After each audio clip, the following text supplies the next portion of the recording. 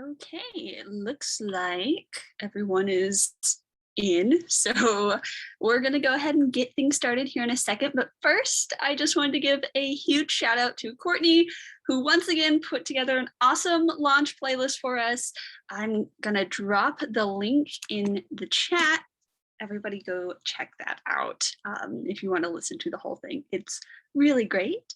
Hello and good evening, friends, family, and contributors. Welcome to the launch of Zenith Volume 4 Swan Song. My name is Evelyn. I am a fiction editor for Zenith, and tonight I have the honor of being your host one last time. Thank you all for joining us to celebrate Zenith's fourth and final issue. It seems like just yesterday we were a fledgling magazine, but after coming of age with issue 1, transcending our bounds through issue 2, and traversing the wasteland of issue 3, tonight we're ready for our swan song. None of this would have been possible without the hard work of my teammates. So team, if you'd like to wave hi to everyone real quick, you'll notice we've all added a Z to our display names to help you keep track of us. Tonight is a performance of many movements, including a message from our wonderful co-senior editors, a look at the new issue, and readings from some of our wonderful contributors. But before we begin, a few reminders. Please take a moment to double check that your microphone is off. We would love to hear from you tonight, just not out loud. So if you have something nice to say, please drop it in the chat. Our team will be in there hyping up our presenters all night. As you should have noticed, just now, we are recording the launch tonight. Not all of our contributors were able to make it, and we don't want anybody to miss out on the fun. So we'll be posting the recording on our YouTube channel, where you can also find recordings of all of our previous launches if you're feeling nostalgic. We do have auto-generated closed captions turned on for this meeting. You should be able to access them if you hit the button at the bottom of your screen. On that note, we're finally ready to begin, so please join me in welcoming our co-senior editors, Kata and Mikey. Hello there. Thanks everyone for being here. My name is Mikey. I use she, they pronouns, and I am one of our senior editors. Hi, I'm Kata. I use she, her pronouns, and I'm the other co-senior editor. Thank you so much for being here for our very last launch. We're truly honored to have been able to create this community, and we couldn't be prouder of everything we've accomplished together. But before we get too sentimental, we're going to read you our letter for this issue. All right, and I will start us off. Beloved reader, when thinking about how to begin this letter, we found our minds drifting to our visits to the Sistine Chapel and the fleeting moments where we were allowed to gaze up towards Michelangelo's The Creation of Adam, a work of art that is echoed throughout time. Though we stood in that room at different times before having met each other and have no photos to prove our visit, we recall its vastness and can imagine the tenderness with which it was created. In the audience of tourists and under the sharp gaze of the security guards, we were only able to observe it for a moment before being ushered out. Yet, the image exists, deeply fixed in our memories. In revisiting our experiences with Michelangelo's creation, now shared between us, new meaning transformed the old, vivid and reverent. Does something have to be fleeting in order to be beautiful? We cannot claim to know what constructs our understanding of beauty, but we can say that we have encountered it in this issue of Zenith. However momentary Swan Song may be, it has ignited a gleaming performance that ties memory to the self in progress and to an ever-expanding web of connection. We end, begin, and reach for more in an enchanting cycle of being. It has taught us that the best way we can honor a goodbye is by moving forward. This issue is a song grasping for the next beginning while celebrating what's being left behind. The irony is not lost on us that Swan Song is our last issue. This is the last letter the two of us will address to you, reader. After 4 challenging issues, our most difficult task is saying goodbye to you, our contributors, staff, and each other. Having been at the core of Zenith's creation, we have tried and failed to see a clear ending. Where a thread is cut, another is stitched in. We must remember that a swan song, while entrancing and cinematic, is a myth. It is rare to find endings that tie themselves up in a bow, never tempting you to reopen them. It is our biggest hope that this magazine has encouraged all of you to continue creating. It is enough for us to know that even in the smallest way, we have given someone the strength to reach for the next thread. It is enough to know that every member of our staff will transform, bringing the capabilities and dedication we have witnessed to the next tile of their mosaic. And most certainly, it is enough for us to have had the honor of bringing such marvelous writing and art to each issue as a team. We have fueled this publication with our time, passion, and greatest aspirations. We will miss it dearly, as well as everyone who has supported our endeavors along the way. Above all else, it is enough to have found all of you.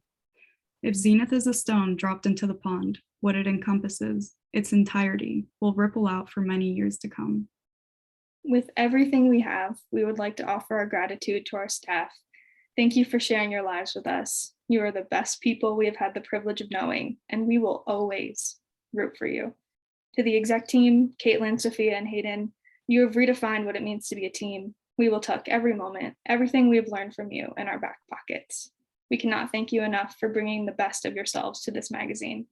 To our contributors, thank you for entrusting us with fragments of you and offering us a chance to exhibit your work. We would not be here without you. Finally, to you, dear reader, thank you for being here right now in Zenith's final act. What started over Zoom in a class of strangers is ending in an interlaced, indivisible community. The first issue of Zenith and its name originated from the definition, the time at which something is the most powerful or successful. After almost 2 years, we can tell you with utmost certainty that there is not one Zenith, but many. Let us celebrate the next one to come. It will be a thing of tremendous beauty. Until we meet again, CNM.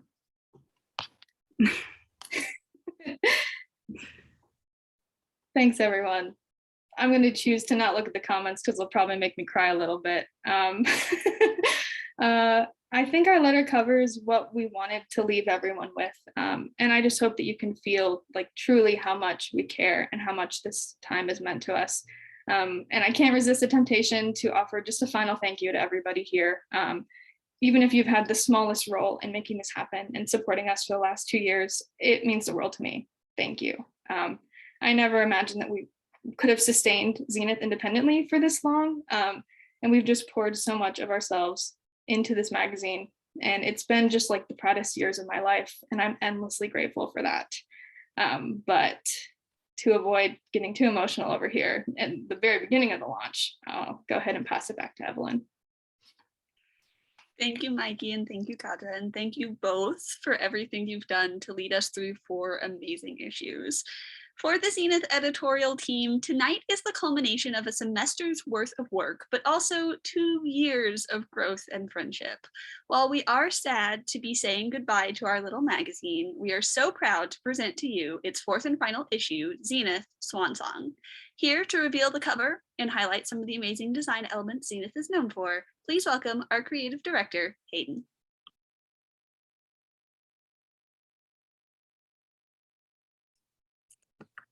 Hi, everyone.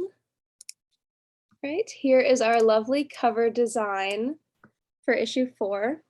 When brainstorming for this design, I did a little research and came across images of like vintage storybooks, leather-bound books, that kind of thing. I tried to mimic this feel through textures and this little swan in the middle, and flowers and that kind of thing. Throughout this issue, our team felt that Swan Song embodied a cottagecore scrapbook aesthetic. It was light and airy and full of amazing art. And you can see this in our social media and the interior of the magazine, which will be shown later. That's pretty much all I have for our cover here, but I did want to thank our amazing designers for all the work that they've done. Holly and Chloe, I cannot thank you both enough for your contributions this issue and for previous issues. I just couldn't have done it without you. So I love you guys. Also, thanks to exec and the rest of the team for the endless support throughout these issues. And yeah, I hope you guys like it. Thank you so much, Hayden. The cover is stunning, as always. At the beginning of the semester, the entire team worked together to brainstorm and select our new theme. In fact, it was probably the most intense discussion we've had since we had to pick the name Zenith in the first place. But it's the design team who has really brought the Swan Song to life. So make sure you go sing their praises in the chat. One thing we always take into careful consideration when it comes to putting the magazine together is piece order. We feature some incredible voices within our pages, and we want to craft an order that showcases them all harmoniously. Here to tell us more about the inspiration behind the order are wonderful managing editors, Sophia and Caitlin. Thanks so much, Evelyn. So, hi, everyone. I'm Sophia. I use she, her pronouns, and I am one of the managing editors. And hi, I'm Caitlin. I am the assistant senior editor and the other managing editor, and I also use she, her pronouns. And thank you so much, Evelyn. Sophia, take it away. Yeah, so this issue was honestly one of our easiest, I think, to put in order. We found that the pieces more or less fell into place by themselves. Our theme of Swan Song, as our wonderful senior editors have touched on, focuses on themes of creation and destruction in the world around us and within ourselves. So in putting together the order, Caitlin and I chose to spotlight these themes by placing our pieces in an order that we felt best reflected this journey from death to new life. Our contributors saw our theme in the flora and fauna around them in shining gold and rusted red colors and in themselves, thus commencing the cycle of demise and rebirth in this issue and for Zenith Literary Magazine in total. In putting together the order for this issue, we realized that echoes are just as important as the songs themselves, and thus led Zenith issue 4, Swan Song.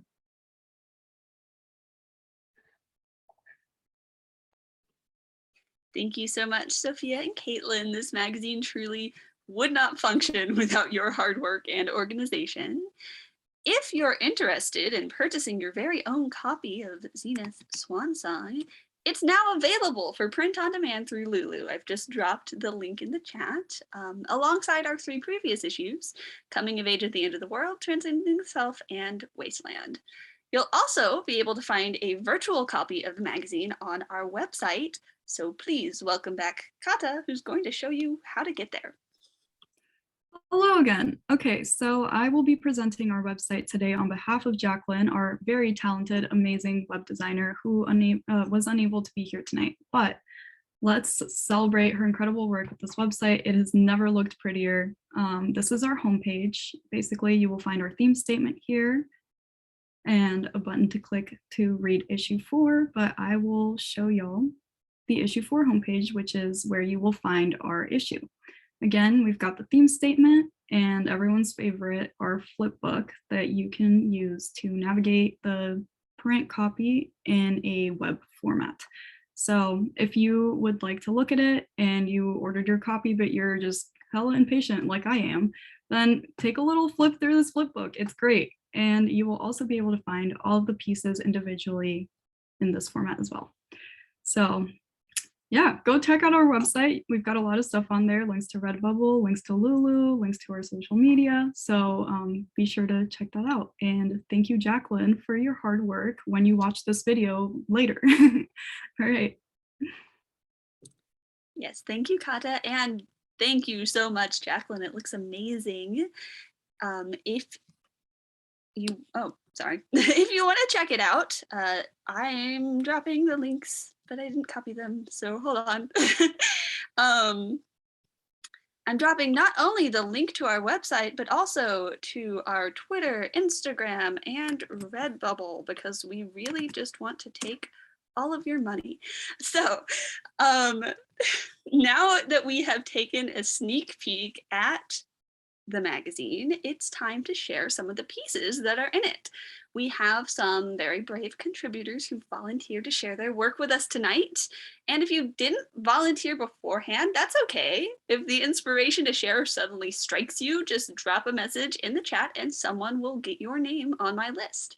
First up, we have our fiction editor, Emma, who's going to be reading on behalf of Signinetum the fiction piece, The Monster You Leave Behind. All right, so for this piece, there are content warnings for death and blood, but here we go. The first blood spilled within the woods came from a buck. He fell to the long grass with a low bellow, wet and thick. Red foam bubbled from his mouth. Yellow and white feathers poked out from his left flank. The arrow lodged itself in his abdomen. His dying cries chased away any nearby creatures that observed their fallen neighbor. 1, 2, 3 strained breaths. His flank collapsed and did not rise again. Strained muscles slumped against the now darkened grass below him. Uneven hoofbeats stamped through the undergrowth near the fallen deer. A final warning to anyone near the dead creature, lest they met the same fate. The new creature emerged from the undergrowth. A human. They were not hoofbeats, but footsteps. He looked sickly, bony arms, a sunken face with watery eyes. His lungs rattled much like the buck's. He knelt by the carcass and cut near the arrow wound so it did not break when he pulled it out. He dug into his hip pouch and got to work tying up the buck for transport. The human returned a few days later. The skull of the buck hung at his hip. He dug a small indent in the ground at the base of the tree. He nestled the buck's grinning skull into the dirt, secured it, and left the woods once more. He may have been the first hunter in the woods, but he certainly was not the last. Traps littered parts of the woods, each designed to fool young animals into patches of unsuspecting leaves. Limbs strung up by rope or snapped between metal jaws, they met the same fate as the buck ages before. Some hunters took every part of the animal with them, instead of giving pieces back to the forest. Yes, death happened in the woods long before the humans arrived, but it was out of survival. Meat immediately transformed into energy once gobbled down by hungry mouths. Now, as more and more humans came into the woods who gutted the fish, stripped the herbs, and toppled trees, their hunger outgrew their stomachs. They were gluttonous for something they could not have, something that the woods would not give them. The one-sided battle between the woods and the humans waxed and waned as time went on. Hunting parties diminished and life started to bounce back. But then the trees started falling. First, the ones who died but would not fall, came crashing down, a helping hand at first. Then trees that still had time to grow and learn met their fate on the ground too early. The humans uprooted the brush at their feet and trampled the earth for their animals. Never mind the ones that lived in the woods territory. The humans needed room for cattle, the pigs, the sheep. Some could survive without the humans' care, but they traded livelihoods for shelter, gave their resources to those who gave them food in their belly until it was time for human greed to eat them as well. Some humans discovered how to use all parts of the animal down to the bones, but others did not care and disposed of stray pieces. Skulls missing lower jaws hung on fence posts. Ribs and hooves prized by hunting dogs found solace in the earth of the forest when the dog came to hide their toy. Soon, the bodies of humans started to wither and pass as well, same as the animal carcasses. Human remains had a random chance of ending up near the forest. Some bodies were buried at the base of a tree or near a patch of flowers. Ashes fell into rivers and dirt and were soon swallowed by the fauna who lived within. With flimsy protection made from dead trees, the roots broke through coffins in the earth and surrounded the corpses. Once the mighty oak stripped the last bits of flesh, roots soon defiled the bone remains. Weak openings at the base of necks snapped with a simple push, and roots fed on what was finally theirs. What had ruined their livelihood had become their meal. The human abodes nearby grew with the rising population, nearly bursting at the seams. More trees fell, and the forest watched as houses made of fallen trees grew skyward by human hands. They churned the earth and forced chaos into the dedicated rows. Gardens and fields filled with vegetables, fruits, and grains, taunting the forest from which they drew their resources. The forest shrugged at human advances and waited. All living things had to reach their end, and humans would be the same. Their power would rise and fall. The forest would grow back, and another would take the human's place. A never-ending loop of life and death in a consistent and timely manner. Or at least that was what the forest believed. The humans thought differently.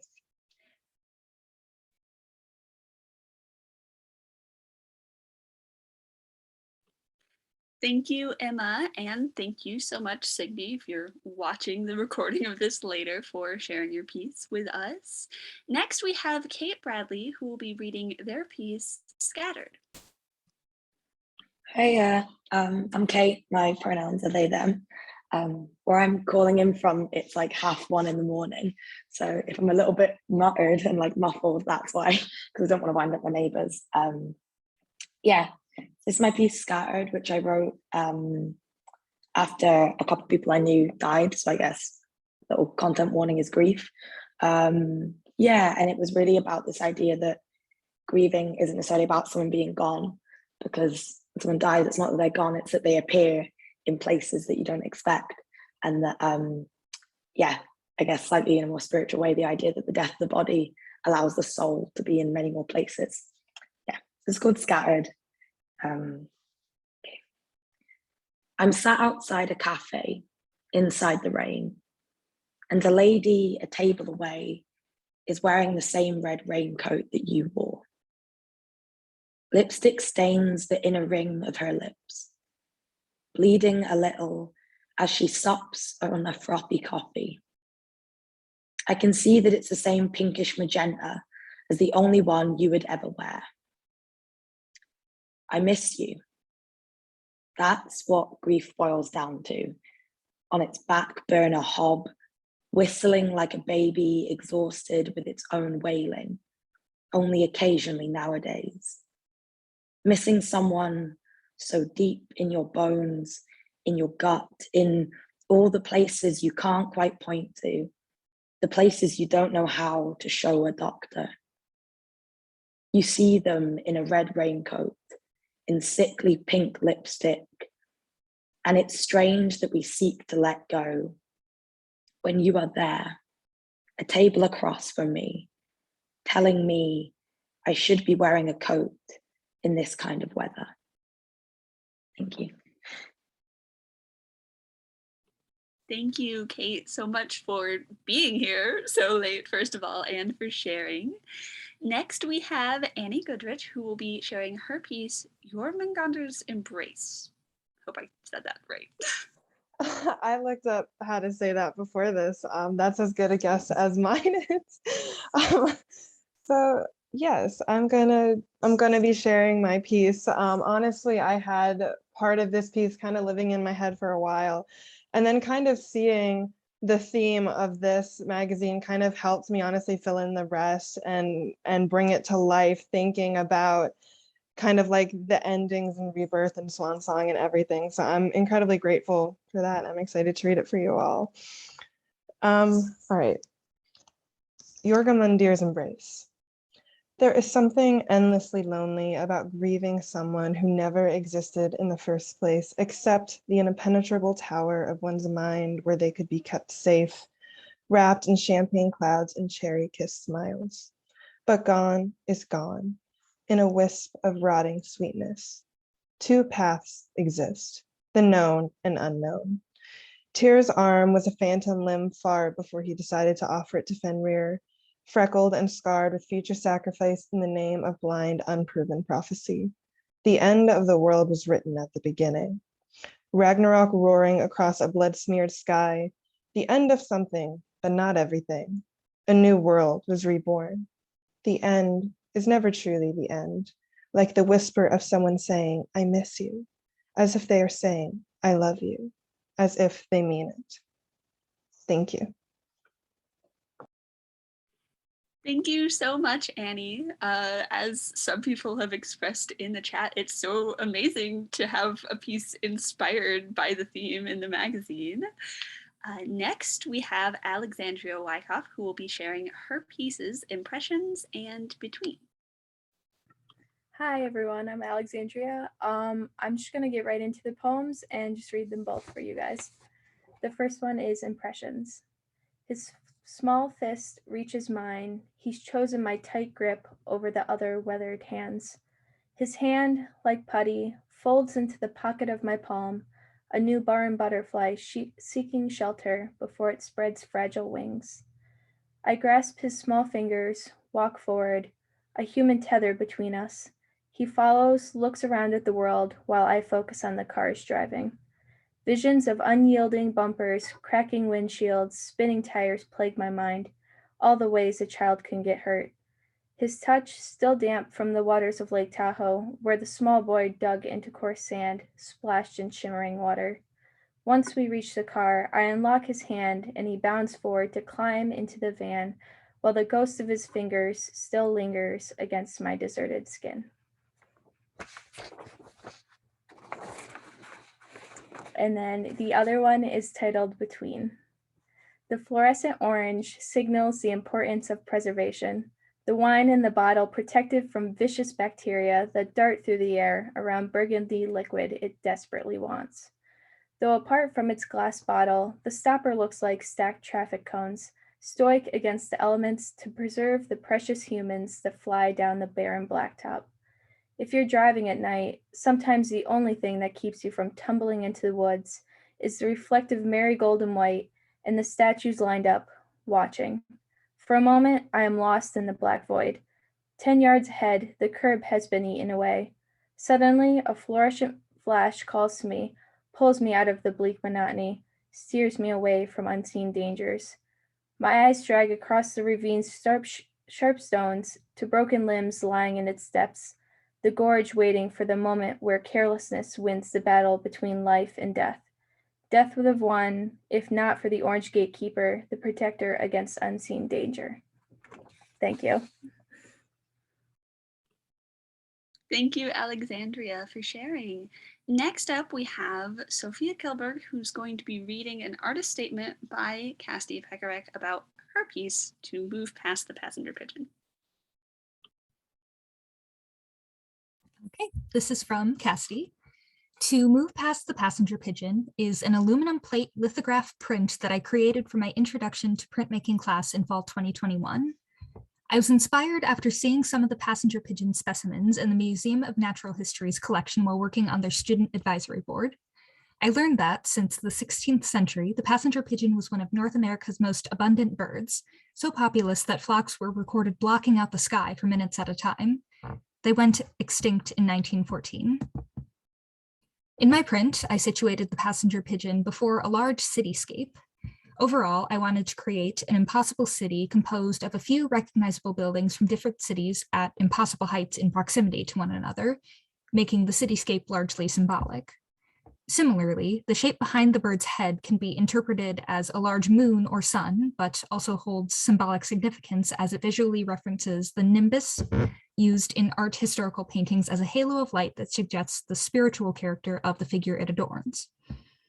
It is often associated with deities and saints, suggesting the passenger pigeon's extinction and veneration as a martyr figure. To highlight this idea, I added pieces of gold leaf foil by hand to this nimbus.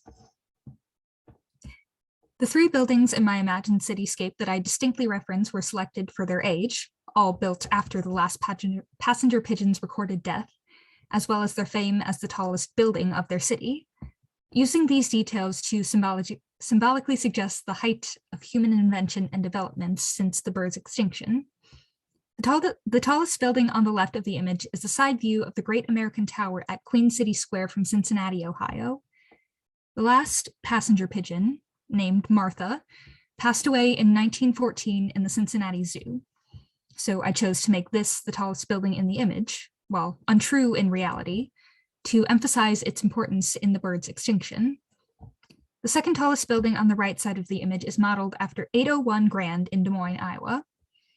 I wanted to include this building in recognition of the bird's presence in the state of Iowa during its lifetime, as well as referencing my own identity as an Iowan artist. The third building of note is the Detroit Marriott from Detroit, Michigan, which can be seen in the slightly curved shape just below the Great American Tower. I wanted to include a building for Michigan because of the state's proximity to the Great Lakes and its general popularity as both nesting and hunting ground for this particular species.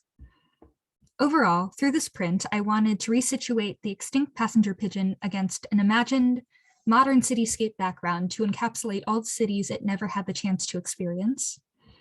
It highlights the long recognized conflict between humans and nature through humanity's role in driving one of the largest bird populations in North America to extinction, using art to present a swan song for a bird that was never given the chance to properly sing its own.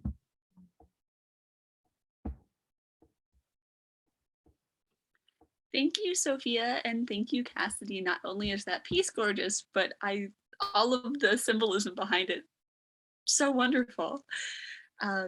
Our song has almost come to an end, but before I bid you all farewell, I'd just like to extend a few thank yous on behalf of the entire team. Thank you so much to our wonderful contributors for trusting us with your voices. Thank you to the Zenith staff, from those of us who spread our wings together all the way back in Pub 1 to the ones who've joined us along the way. Thank you to the launch party team for pulling this event together and for giving me one last chance to host.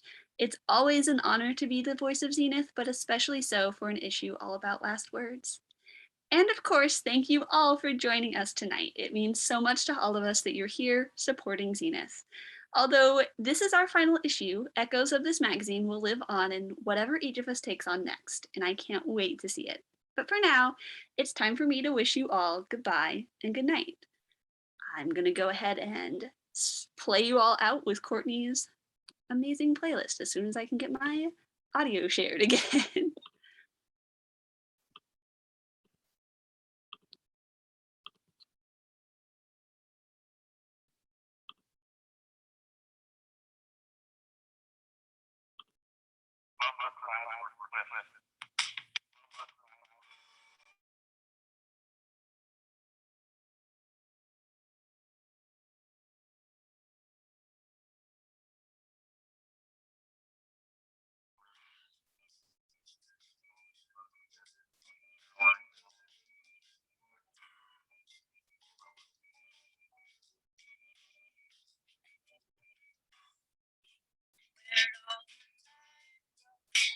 Starting to fly.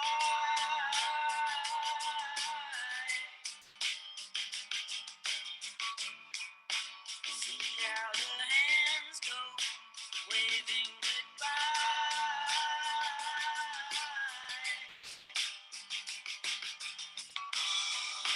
No, I get so forgetful when I look in your eyes.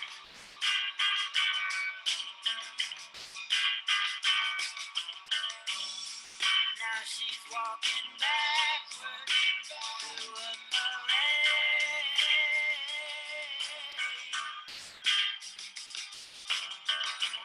And I'm stuck in the shadows, locked in